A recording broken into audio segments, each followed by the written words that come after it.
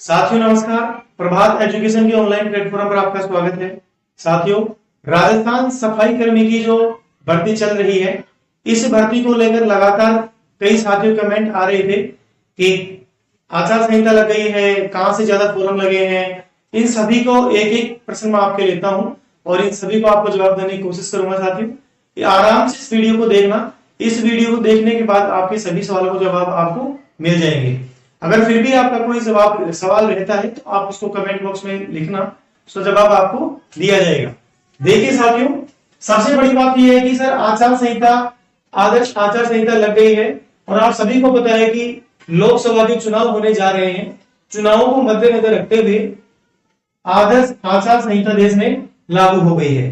तो आचार संहिता का इस भर्ती पर क्या प्रभाव पड़ेगा, तो मैं आपको बता देता हूं साथियों कि ये भर्ती जो है वो कैसी है, प्रक्रियाधीन है। और प्रक्रियाधीन भर्ती का इस पर कोई प्रभाव नहीं पड़ता है। यानी प्रक्रियाधीन जो भर्तियां होती हैं उन भर्तियों पर आचार संहिता का कोई प्रभाव नहीं पड़ता है और वो कंटिन्यूअस चलती रहेंगी। ठीक है। हाँ, इसमें एक बात है कि अगर कोई नई भर्ती है या न्यू वैकेंसी है वो नहीं निकाली जा सकती है, कोई नया कार्य नहीं किया जा सकता है, लेकिन जो प्रक्रियाधीन भर्तियां हैं वो आराम से चलती रहेंगी। ठीक है साथियों, आपके बात समझ में आ गई होगी।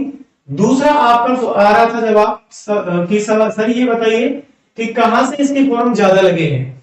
साथियों, वैसे देखो एग्जैक्ट बता पाना तो मुश्किल होता है क्योंकि लास्ट डेट कब है इसकी जो लास्ट डेट है वो लास्ट डेट है साथियों, इसकी लास्ट डेट है 23 तारीख है। कितनी है इसकी लास्ट डेट है? 23।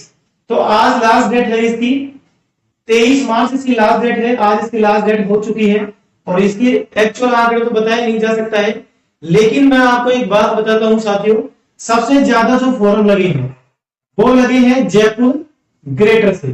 आपको पता होगा कि इसमें जयपुर में 2 वैकेंसी थी, एक तो जयपुर हेरिटेज थी और एक थी जयपुर ग्रेटर।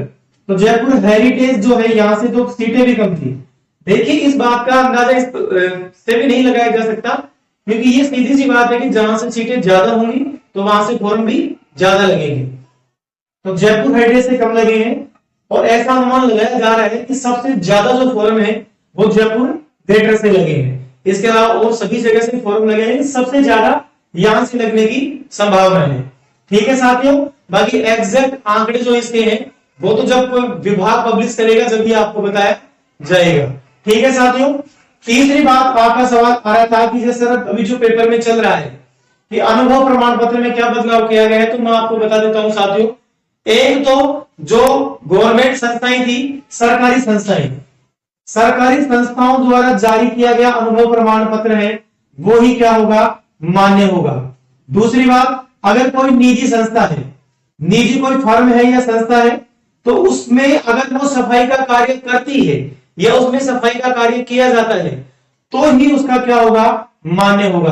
अगर इसके अलावा और कोई संस्था है जिसमें सफाई का कोई कार्य ही नहीं है या उसमें सफाई कर्मियों की इतनी आवश्यकता ही नहीं है, कहने का मतलब 1-2 कर्मचारियों की बात अलग है लेकिन बहुत ज्यादा कर्मचारी इसमें नहीं चाहिए होते हैं, तो उनका इसमें मान्य नहीं होगा। देखिए साथियों, सीधी सी बात यह होती है कि इसमें वैकेंसी बहुत ज्यादा है, फॉर्म भी काफी अधिक लगे हैं, तो ये सीधी सी बात है कि बच्चों को क्या किया जाएगा, ज्यादा से ज्यादा निकाला जाएगा। या आप सबको पता है कि इसमें क्या है, इसमें लॉटरी सिस्टम है, तो लॉटरी निकाली जाएगी और लॉटरी के माध्यम से फिर आपका क्या लिया जाएगा, प्रैक्टिकल लिया जाएगा। इस आपका चौथा जो सवाल था वो था कि साहब प्रैक्टिकल इसके कब होंगे। देखिए, आज जैसा समाचार पत्रों में प्रकाशित किया गया है कि जल्द ही इसके क्या होंगे, प्रैक्टिकल होंगे, क्योंकि 23 तारीख क्या हो जाएगी, इसकी लास्ट डेट हो जाएगी। 23 तारीख के बाद आचार संहिता का इसके ऊपर कोई प्रभाव नहीं पड़ेगा और इसी कारण इसके प्रैक्टिकल है वो अति शीघ्र होने की संभावना है। यानी कहने का मतलब मेरा ये हो रहा है कि लगभग 1 से 2 महीने के अंदर इसके प्रैक्टिकल शुरू हो सकते हैं। ठीक है साथियों, और इसके आगे है कि सर प्रैक्टिकल में क्या करना होगा। अब देखिए साथियों, इसका जवाब तो जो एक सफाई कर्मी का कार्य कर रहा है या कर चुका है वो ही बता सकता है, लेकिन कुछ ऐसे व्यक्ति हैं जिनसे मैंने बात करने की कोशिश करी है और उन्होंने जो बताया है वो मैं आपको बता रहा हूं कि इसमें क्या ऐसा किया जाता है प्रैक्टिकल के अंदर। देखिए, एक तो आपको जो सफाई करने के जो सारे यंत्र होते हैं, यानी सफाई करने के जो यंत्र होते हैं उनकी आपको जानकारी होना जरूरी है। दूसरी एक सीवरेज की लाइनें होती है, इनके बारे में आपको जानकारी होना जरूरी है। और सफाई से संबंधित जो भी और आवश्यक चीजें हैं वो आपको सभी आनी चाहिए। अब ये आपको कहां से पता चलेगी साथियों, मैं आपको एक बात बताता हूं, अगर आपका नौकरी में निकलता है ना और आपका फॉर्म उसमें आपको प्रैक्टिकल के लिए बुलाया जाता है तो इसमें कोई हर्ज नहीं है साथियों, ये गवर्नमेंट जॉब है। अगर आप इसके इच्छुक है तो, नहीं है तो बात अलग है।